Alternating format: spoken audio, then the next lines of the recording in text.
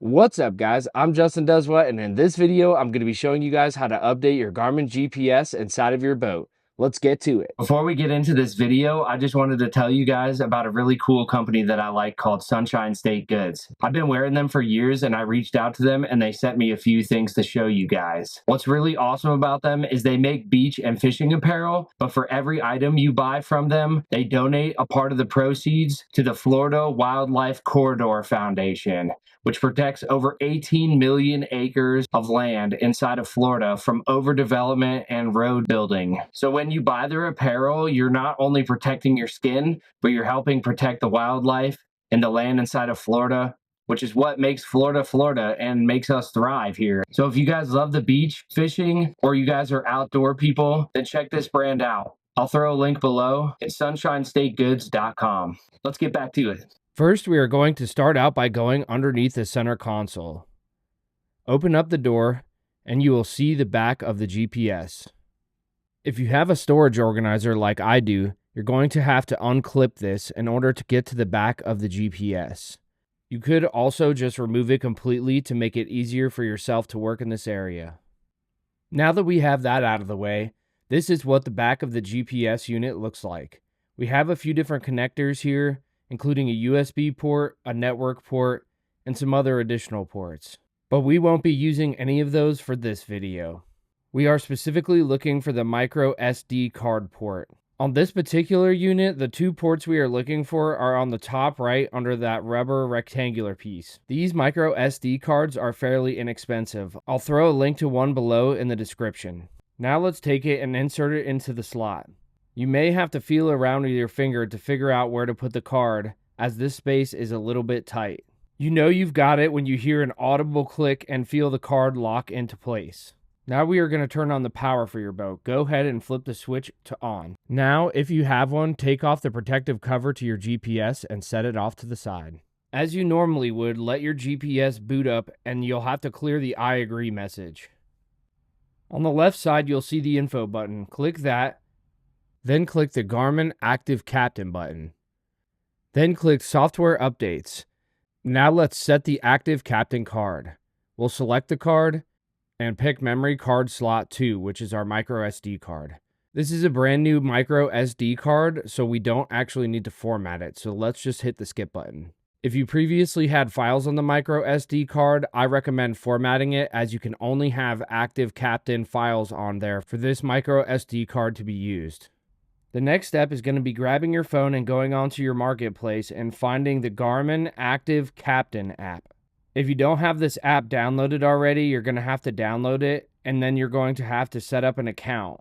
This will allow you to connect through your phone to your GPS, which is a pretty awesome feature that Garmin offers. If you are using another brand GPS, it is likely that they have an app like this also. Before we actually get into updating the GPS, I want to show you guys the system info. So we'll click Options, and then on the bottom left, we're going to click Settings. Now we are going to click System at the very top of the menu. Now let's click the System Info button. Then the Software Information. On this page, you'll notice that the first line is your model number. Then it tells you your software version. For me, it's 27.10. Which means mine is outdated by 9 major versions at the time of recording this video, as 36 is the newest version. Now we are going to go back to the Garmin Active Captain page. We are going to click on the Active Captain connection. Next, you will click on the Wi-Fi network button in the top right. I'm not going to click it because the next page shows sensitive information, but on that page you are going to set the GPS's Wi-Fi network name and password in order to connect to your phone. Grab your phone and go to your settings. Now you're going to go to your Wi-Fi network, and then you're going to select the name you set for your GPS's Wi-Fi. Now you are going to open back up your Active Captain app, and you are going to allow it to connect to the GPS through the network you just created.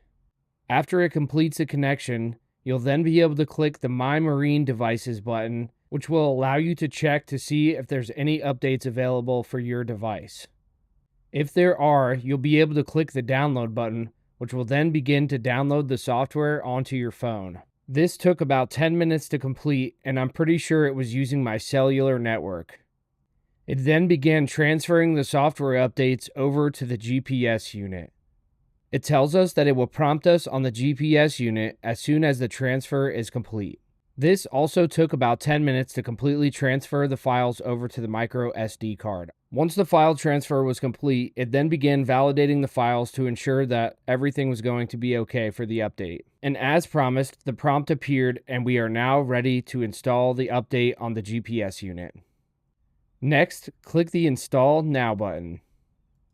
Another prompt is going to appear stating that the update is going to take a long time to complete and must not be interrupted. Click Yes.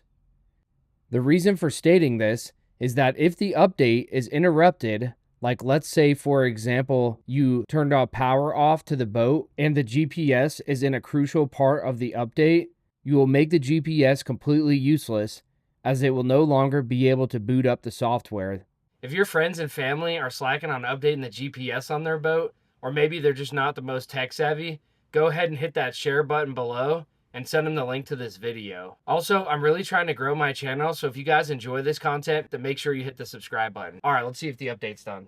It still needed a second to load the software, but after that, the GPS unit will finally be completely updated. Now that the update is complete, we are going to press the restart button to reboot the system.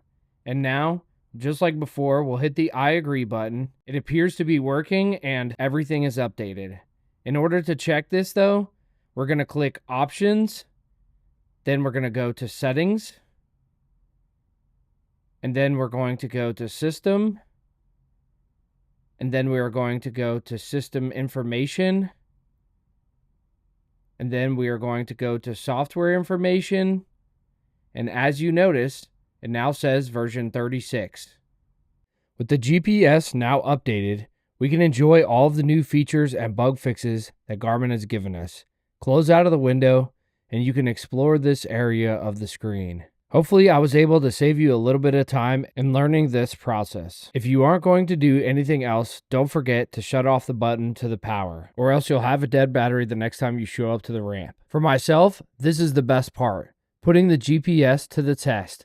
So we loaded up the fishing rods and headed out before sunrise. And what a beautiful day it would turn out to be in the Tampa Bay. Whether it's bending rods, enjoying a cool breeze, or passing under a local drawbridge.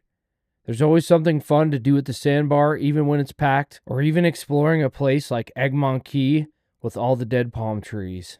Now it's time to kick back, relax, and enjoy some sun with your friends and family. If you have any questions or comments, leave them below, and thank you for watching.